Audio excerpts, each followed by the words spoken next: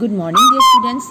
Today we are going to start with the new chapter, The Essays That Made Trees Bloom, which is written by William Elliot Griffiths of your English textbook, Honeycomb. Before we start the chapter, let me tell you the short introduction of the story. This story is based in Japan. It is about an honest and a hard-working couple who live with their pet dog, Miyuko. The story also has hints of magical realism along with themes of kindness, mythology, karma, animals, fantasy, kindness and society. Well, there are two parts of the story. Let us start the first part of the story. In the good old days of the daimyos, there lived an old couple whose only pet was a little dog. Having no children, they loved it as though it were a baby. The old dame made it a cushion of blue crepe, and at mealtime, Miyuko, for that was its name, would sit on it as snug as any cat. The kind people fed the pet with tidbits of fish from their own chopsticks and all the boiled rice it wanted. Thus treated, the dumb creature loved its protectors like a being with a soul.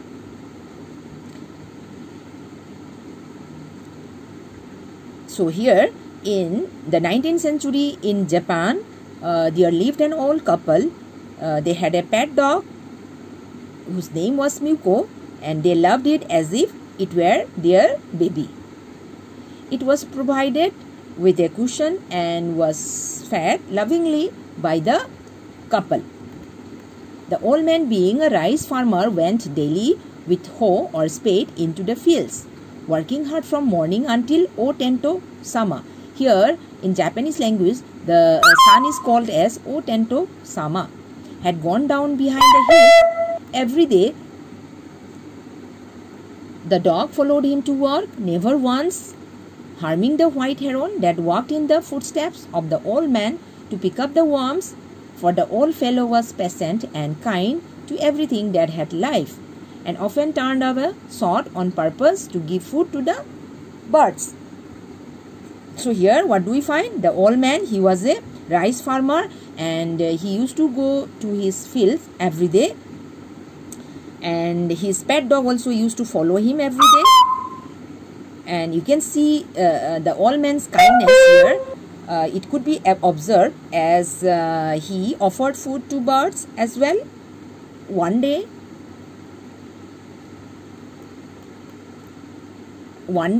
the dog came running to him, putting his paws against his legs and motioning with his head to some spot behind. The old man at first thought his pet was only playing and did not mind it, but the dog kept on whining and running to and fro for some minutes. Then the old man followed the dog a few yards to a place where the animal began a lively scratching, thinking it was possibly a buried bone or bit of fish. The old man struck his hoe in the earth when, lo, a pile of gold gleamed before him. One day, what happened? The dog has taken the man to a spot and began scratching the earth there. The man digs the earth and found a pile of gold. Thus, in an hour, the old couple were made rich. The good souls bought a piece of land, made a feast for their friends, and gave plentifully to their poor neighbors.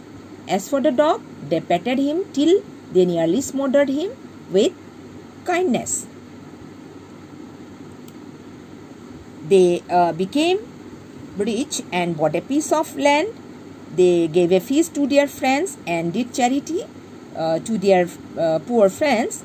They loved and respect their dog in a thankful manner.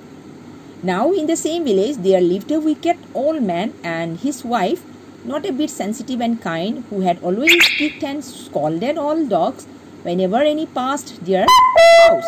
Hearing of their neighbor's good luck, they coaxed the dog into their garden and set before him bits of fish and other dainties, hoping he would find treasure for them, but the dog, being afraid of the cruel pair, would neither eat nor move. So, in contrast to the benevolent couple, there lived an insensitive couple. They were very wicked and very cruel. They actually tried to dissuade the dog by offering other dainties, but failed to succeed in their motive. Then they dragged him out of doors, taking a spade and hoe with them. No sooner had the dog got near a pine tree growing in the garden than he began to paw and scratch the ground as if a mighty treasure lay beneath.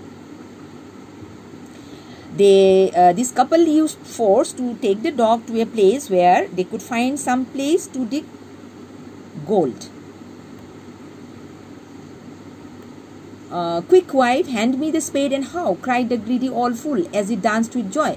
Then the covetous old fellow with a spade and the old crown with a hoe began to dig, but there was nothing but a dead kitten, the smell of which made them drop their tools and shut their noses. Furious at the dog, the old man kicked and beat him to death, and the old woman finished the work by nearly chopping off his head with the sharp hoe. They then flung him into the hole and heaped the earth over his carcass. So this couple, they were in fact very unkind and very wicked and very cruel. The old man angrily killed the dog, and his wife nearly chopped off his head with a sharp hoe. Then they buried the dead body into the soil and made a heap of earth over it. Now the owner of the dog heard of the death of his pet, and mourning for him as if he had been his own child, went at night under the pine tree. He set up some bamboo tubes in the ground such as are used before tombs, in which he put fresh flowers. Then he laid a cup of water and a tray of food on the grave and burned several costly sticks of incense. He mourned a great while over his pet, calling him many dear names as if he were alive. The old couple was very much regretted over the death of his pet dog. He mourned for its death. He set up bamboo tubes to distinguish its grave and lent a cup of water and food as they used to do to feed it. Now move on to next paragraph. That night the spirit of the dog appeared to him in a dream and said, "Cut down the pine tree over my grave and make from it a mortar for your rice pastry and a mill for your bean sauce." So the old man chopped down the tree and cut out of the middle of the trunk a section about 2 feet long. With great labor, partly by fire, partly by the chisel, he scraped out a hollow place as big as a small bowl. He then made a long-handled hammer of wood, such as is used for pounding rice. When New Year's time drew near, he wished to make some rice pastry. When the rice was all boiled, Granny put it into the mortar. The old man lifted his hammer to pound the mass into dough, and the blows fell heavy and fast till the pastry was all ready for baking. Suddenly, the whole mass turned into a heap of gold coins.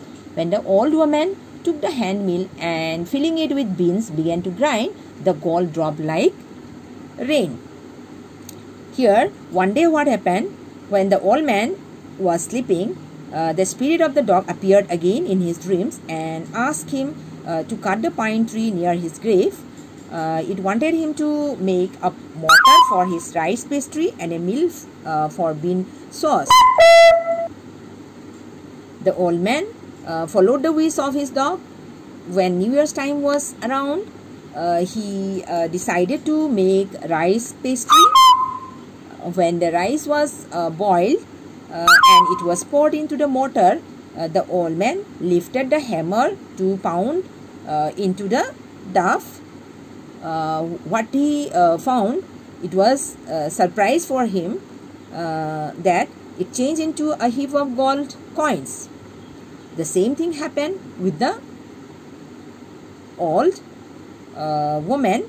When she poured beans to the hand mill, gold started dripping like rain. Now Meanwhile, the envious neighbor peeped in at the window when the boiled beans were being ground. "Goody me!" cried the old hag as she saw each dripping of sauce turning into yellow gold, until in a few minutes the tub under the mill was full of a shining mass of gold. So the old couple were rich again.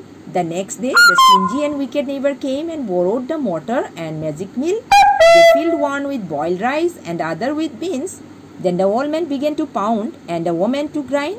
But at the first blow and turn, the pastry and sauce turned into a foul mass of worms.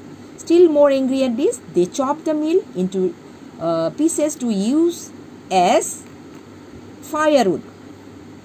So here, the jealous neighbor, they were watching everything from their window, so they came to borrow the mortar and the magic mill, but their pastry turned out to be a foul mass of worms. They were furious, they were very angry, and cut the mill into pieces and used it for firewood. So here the first part of the story ends.